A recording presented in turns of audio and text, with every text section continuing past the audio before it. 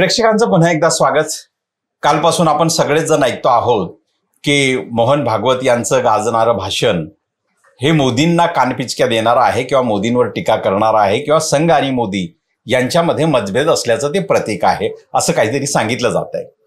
मुळामध्ये मोहन भागवत यांचं हे जे काही भाषण आहे, संघाच्या अंतर्गत जे काही त्यांच्या कार्यशाळा होतात किंवा जे काही त्यांची बैठक होते त्यामध्ये बोललं जाणारं किंवा त्यामध्ये दिलं जाणारं स्पीच हे कधी बाहेर येत नाही। म्हणजे एकेकाळी या सगळ्या भाषणामध्ये ते जे काही बोलले त्याचा एक संदर्भ जर आपण सगळा पाहिला तर संमिश्र असा आहे।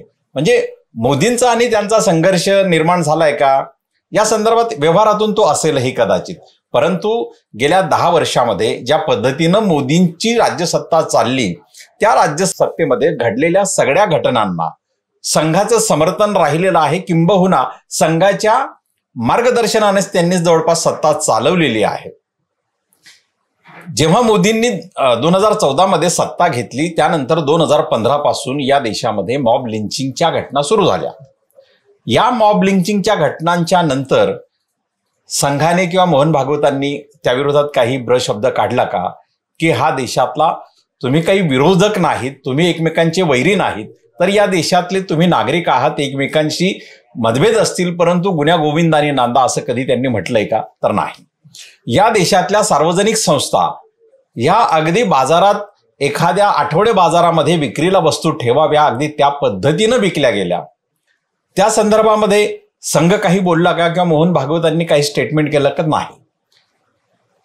या उलट त्यांनी कालच्या त्यांच्या कार्यशाळेमध्ये ज्या संघाच्या कार्यकर्त्यांसमोर जे भाषण दिलं त्यामध्ये त्यांनी मोदींच्या 10 वर्षाच्या कालावधीमध्ये जी काम केली ती सगळी चांगली आणि उत्तम आणि देश आर्थिकदृष्ट्या भरभराटीला आला असं ते जाहीरपणे म्हणतात। ज्या देशामध्ये 80 कोटी जनता हे तेच सांगतात, म्हणजे मोदींनी तर त्यांच्या प्रचाराचा हा भाग बनवला होता।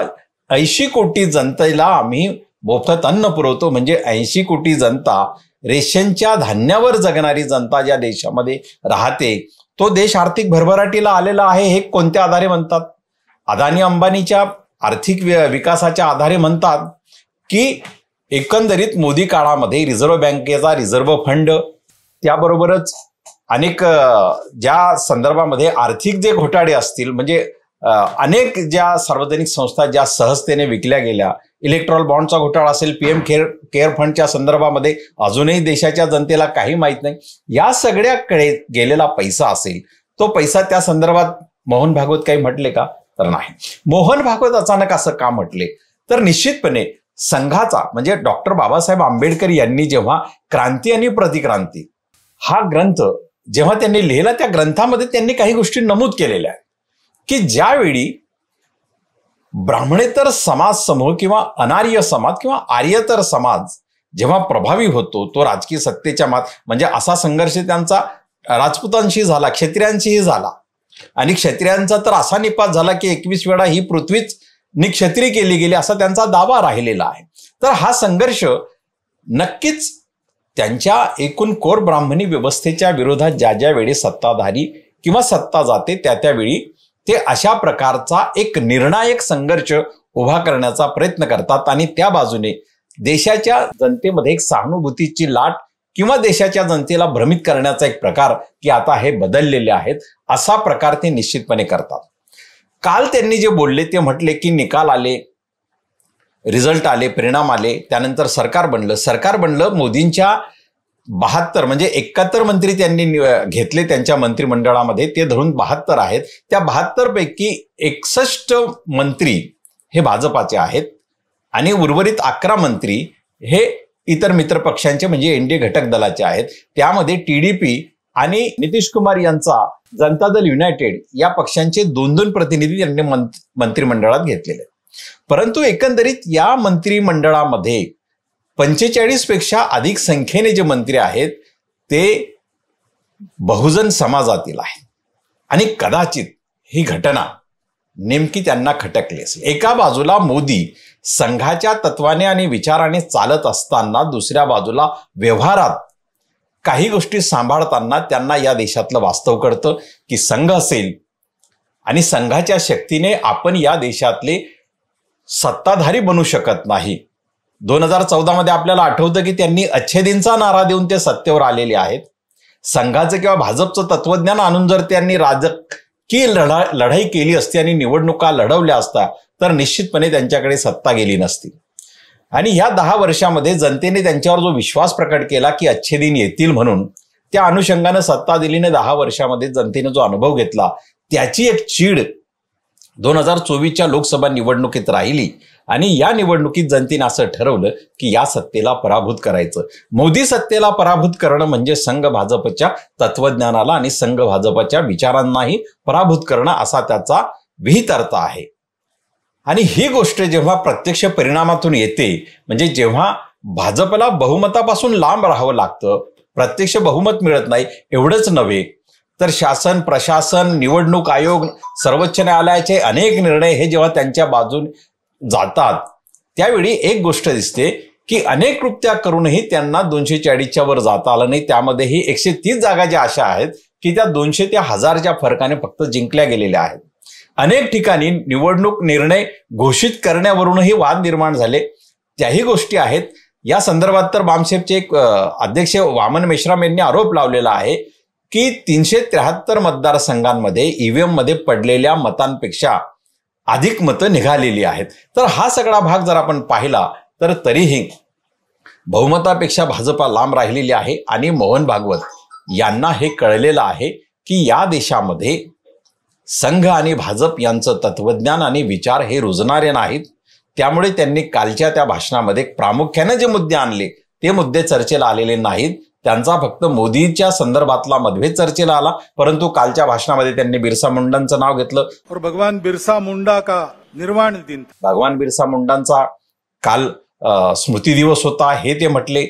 कबीरांचा एक दोहा त्यांनी सांगितला. को एक वचन बताया कबीर जी का, निर्बंधा बंधा रहे बंधा निर्बंधा होई, कर्म करे करता नहीं दास कहाये सोई. आणि त्या दोहाच्या अनुषंगानं व्यक्तीला अहंकार कसा नसला पाहिजे हे त्यांनी समुदायाला पटवलं. तथागत बुद्ध म्हणजे संघ तर तथागत हे नाव कधीही पुकारत नाही, ते फार तर भगवान म्हणते.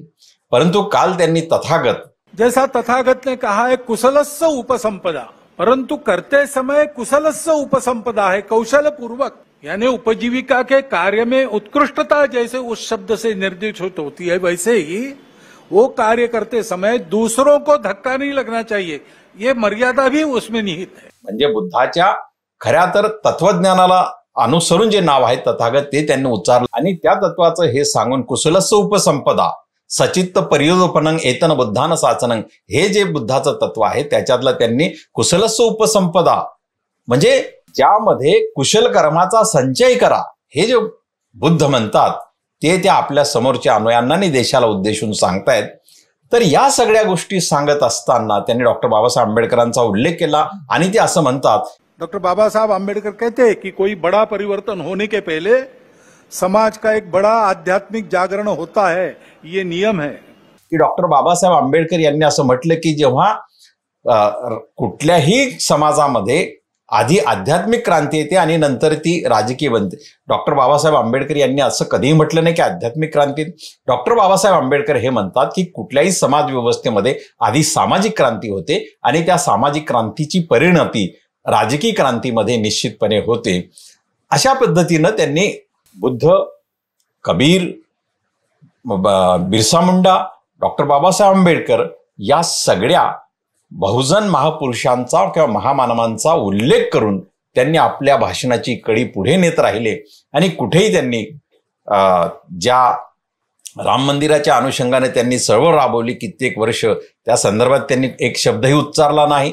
छत्रपती शिवाजी महाराजांची जी जळणघडण होती ती इथल्या संत चळवळीमुळे प्रभावी झाली. म्हणजे हे खास करून फुले शाहू आंबेडकरी प्रबोधनाच्या चळवळीत सांगितले जाणारे विचार हे ते मांडत होते. याचा अर्थ निश्चितपणे बहुजन समाजाला भ्रमित करून येणाऱ्या 2025 मध्ये संघाला जी 100 वर्ष पूर्ण होणार, परंतु त्या अनुषंगानं हिंदू राष्ट्र घोषित करण्याची जी काही बाब आहे ती बाब मोदींची सत्ता किंवा भाजपची सत्ता पूर्ण बहुमताने न आल्यामुळे ती आता शक्य नाही हे त्यांना दिसतंय. ते शक्यच नाही असं नाही तर येणाऱ्या कित्येक वर्ष आपला हा विचार आता इथं रुजवणं हे कठीण झालेलं आहे आणि म्हणून बहुजन समाजाच्या जनतेला भ्रमित करण्यासाठी त्यांनी ही अशी तत्वज्ञानाची एक पाजळल्याची एक भूमिका घेतलेली आहे आणि या भूमिकेला बहुजन समाज निश्चितपणे भाळणार नाही हे तेवढंच खरं आहे।